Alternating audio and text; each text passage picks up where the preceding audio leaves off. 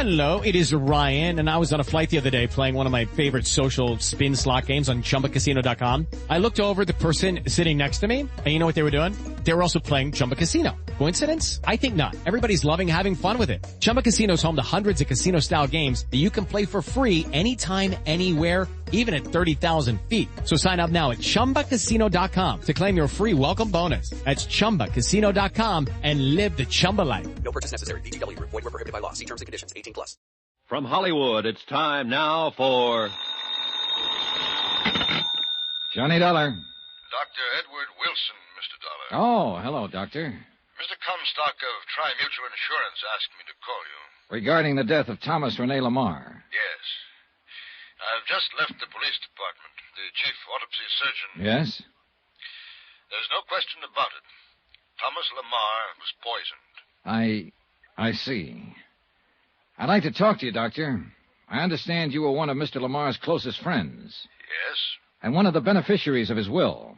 That's quite... Where did you learn that? I didn't. It was a shot in the dark. No, look here, young... Better stick close to your office, Doctor. I'm on my way over to see you.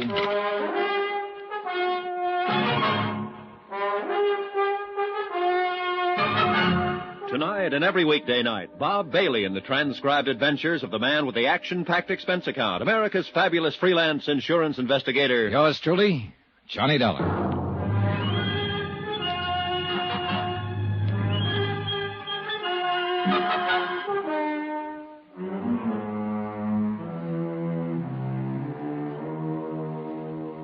Expense account submitted by Special Investigator Johnny Dollar. To the Home Office, Universal Adjustment Bureau, Hartford, Connecticut. Assignment, the Lamarr matter, now proven to be murder.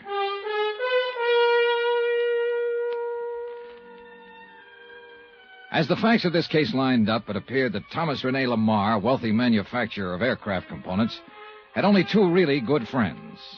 Lawrence Comstock, who had issued him $1.5 million worth of life insurance policies, and Dr. Edward T. Wilson, and a wonderful, lovely, charming adopted daughter, Levon, whom I'd met during my brief vacation in La Jolla, California, whom I'd accompanied back here to South Bend, Indiana, when she received word of her father's sudden death. What little evidence I'd been able to pick up seemed to point to one Walter Marson, Lamar's personal secretary. Unknown to Lamarr, he had married Bonnie, and therefore stood to benefit from his death. Oh, why kid about it? I'd fallen for the girl, heavily. And when I found out that she was already married to a slick, smart promoter, well, let's keep personalities out of this case, especially mine. I'd told Vonnie that I'd come up and see her out at the family mansion, but I thought I'd better contact Dr. Wilson first. Come in. Come in, Mr. Dollar. I've heard a great deal about you from Lawrence Comstock. Please, sit down. Thanks, Doctor. You said something over the phone that's bothered me. I won't mince words. Apparently, you and Larry Comstock were Thomas Lamar's closest friend. I don't think there's any question about it, my boy. And I'm sure Lawrence will verify that. He already has. That's why I took a shot in the dark and suggested that you're a beneficiary of Lamar's will, not his insurance. I already know that his daughter Vonnie gets that, but his will. Well, does that shock you, or... I suppose Larry's a beneficiary, too. Yes. Then either one of you might conceivably have had a motive for bringing about his death. What? Now, just a minute, young man. Relax, Doctor, relax. I make no bones about it. This is the roughest case I ever tried to handle. Unfortunately, I started out by getting myself emotionally involved with Bonnie Lamarr. Go ahead, laugh if you want to. Hardly. She's a very wonderful girl. A bit mixed up at times, perhaps, because of... Well, because of what?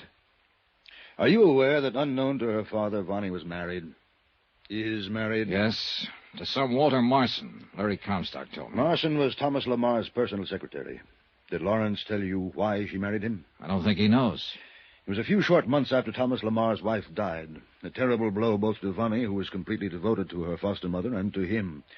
By way of quenching his sorrow, Thomas drove himself in his work 16, 18 hours a day at the plant, all his waking hours, so that he would have time to think of nothing but his work. But Vonnie had no such outlet for her emotions. Her friends, a lot of rich ne'er-do-wells, rich, worthless bums, if you like, got her interested in gambling. Oh? She plunged into it with a recklessness and abandon that quickly got her into debt so deeply that there was only one way out. Her father didn't know? No. But young Marson did, and he took full advantage of it. In return for her agreement to marry him, he promised to quietly obtain the necessary funds from Thomas Lamarr's investments, which he, Marson, handled. And he did. And she married him? Yes. But how could she? She didn't love him. And you must realize her emotional state at that time. She was terribly upset over the recent death of her mother, and so was her father, of course. She knew the shock it would be if he ever knew of her gambling and the tremendous debt she'd incurred. She was beside herself, ready to do anything. So she married Marson. I could kill him. Now, let's get one thing straight, Mr. Dollar. Yes? You, too, were a bit upset when you came in here. You spoke as though you might think both Lawrence Comstock and I could have motive for wanting Thomas's death. I'm sorry, Doctor. It's true that we are beneficiaries of his will. At least Thomas assured us we were. But only in a very minor way. Thomas was loyal to us as he was to the servants who have been so devoted to him for so long. And whatever little he has left us and them... I'm sorry, Doctor. I guess I was just feeling hurt and angry and taking it out on anyone I could find. At least that's the way Larry Comstock put it. And he was right. Now I got a job to do. What have the police found out? Only enough to back up my immediate suspicion that Thomas was poisoned by pyrodamron. Pyrodamron? Yes, it's a little-known drug that produces tremendous but only momentary stimulation to the heart, causes the heart to almost literally burst, and it leaves virtually no traceable residue in the system. But you said the chief autopsy surgeon found out... No. He found only positive indication that pyrodamron had been used. I found the first clue to it only minutes after Thomas died. A staining of the tongue that even then was rapidly disappearing. Can you tie this drug in with Walter Marson? No.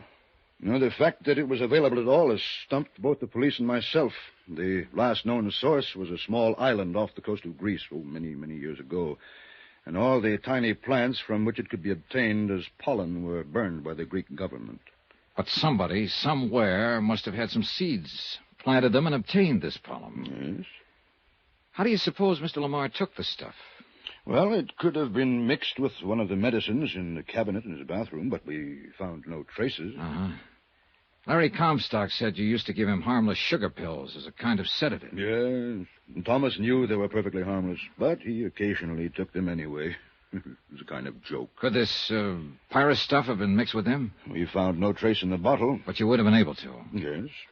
It is only in assimilation by the human body that dissipation is so complete as to make it virtually undetectable. I'm afraid I haven't been of much help to you, Mr. Dollar. I think you have, Doctor. I think you have. It was only a hunch. But in this business, you sometimes have to depend as much on hunches as on common sense. I picked out the library nearest to the Lamarr residence to do my research. Pyrodamron. You're sure that is the word? Yes. Can't you find anything on the subject? Nothing beyond what you found in the Pharmacopoeia Index. The name of the plant from which it is derived. Blephara purpuris calandus. No common name. Yeah, I know. Well, thanks. Of course, the main branch of the City Library in Chicago might have something. Sure, thanks. Why, yes, I'm sure I can find what you're looking for. You see, I myself am quite a student of rare drugs and poisons. Oh, what's that? After a long, dull day here at the library, I enjoy nothing more than curling up in a big chair in my little apartment and reading detective fiction. Oh, well, where's the book? I'll show you. But quietly, please. We must maintain the proper atmosphere for our readers. Oh, sure. Yes, I know the poison pyrodamron very well. It was used in that wonderful story, The Case of the Yellow-Lipped Monster. Oh, excellent book. Thrilling. Oh, you should read it. Yeah, well, Pyrodamron was new to me, so as usual, I had to find out all about it, and I did find out, too. The plant it's derived from, where it's grown, where it was grown. You see, it's been extinct now for many years. Yeah, I understand. Oh, Now, deadly thing, terribly deadly. But now here is the book that will tell you all about it. The title is Flora Exotica Mediterranea. That means exotic flowers of the Mediterranean. Flora Exotica Mediterranean. what's the matter? Well, I don't... Oh, good heavens, it isn't here. You sure? But it was. I'm sure it was only yesterday. Oh, dear. Well, here, do you see? It was taken out from right here. Well, who took it out? I don't know. Won't your records show? No, I never permit any books to be taken from this section without my knowledge. Never. Afraid somebody'd consult the stuff for ulterior motives? Oh, dear, no. It's just that the only ones who want these books are the rabid whodunit fans like myself, and, well, I like to talk to them. Well, isn't there some other book that might give me the information I want? Oh, not another book in the world. I know. And now, oh, tragedy, it's been stolen. Well, this was one time a hunch didn't pay off. Quite the contrary. I'd wasted a lot of time. Expense account item 9, 520, taxi out to the Lamarr mansion. I was almost relieved to learn that Vonnie was not home. I'm very sorry, sir, but she and Mr. Marson left shortly after noon to make the funeral arrangements. Thank you, Harrison. However, as you know, Miss Vonnie wished you to have full access to the house, and if you care to wait... How is she holding up, Harrison? Most admirably, Mr. Dollar, under the circumstances. Mr. Lamar's passing has been a terrible thing for her, for all of us. Yes, sure, of course. What will happen to the house, I don't know. Won't Miss Lamarr continue to live in it? This morning she said no, that she'd travel for a while, and then settle down somewhere else, far away from this city. Oh? And what about you, the servants? Oh, we shall, of course, have to seek employment elsewhere. Say, tell me, Harrison, didn't Mr. Lamarr provide for you in his will? I do not know, sir, and I do not particularly care. His kindness and loyalty to us during his lifetime was far more important than any provision he may have made for us. Well, I guess that takes you off the list. Beg pardon? Nothing. Say, tell me, has Walter Marson been around much since Mr. Lamar's death? Yes, he's been most attentive to Miss Lamarr, which we've all appreciated. He lives here in the house, you know. No, I didn't know. Harrison, I'd like to see his room. Sir? I'm going to lay my cards right on the table. I'm an insurance investigator. Here, my card. Why, I see. Miss Vonnie hadn't so informed me. Because you didn't know. Well, sir, Now show me to Marston's room. Yes. This way, please. Do you like Walter Marson? Yes, sir, very much. Now, What does that mean? I've never spoken of this to anyone else, Mr. Dollar. For years, Walter Marson was a clever, scheming, conniving young man with overpowering ambition to take over the Lamarr Corporation. So I've heard. I'm convinced that at one time he even tried to marry Miss Lamarr, and solely for the purpose of forcing his way into the business. Just tried? Well, yes, sir. However, in the past year or two, Mr. Marson has changed completely. What makes you think so? Because of conversations between him and Mr. Lamarr that I could not avoid overhearing from time to time. Mr. Lamarr knew what Marson was attempting and faced him with his knowledge of it. Here is his room. Go on. Mr. Lamarr could have made it very difficult for him in view of his record. Prison record? Yes, sir, for embezzlement. But instead he gave the young man another chance. So? Go on.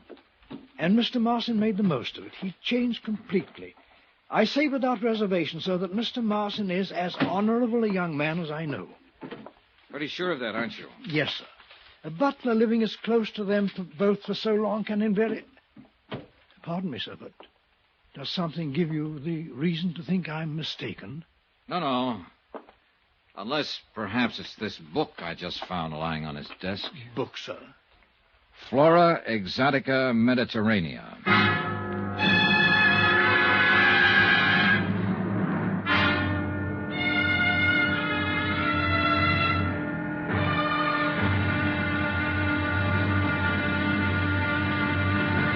Now, here's our star to tell you about the final intriguing episode of this week's story. Tomorrow, the wind-up, and a switch that will make your head spin. Join us, won't you? Yours truly, Johnny Dollar. Yours truly, Johnny Dollar, starring Bob Bailey, is transcribed in Hollywood. It is produced and directed by Jack Johnstone, who also wrote tonight's story. Be sure to join us tomorrow night, same time and station, for the next exciting episode of Yours truly, Johnny Dollar. Roy Rowan speaking.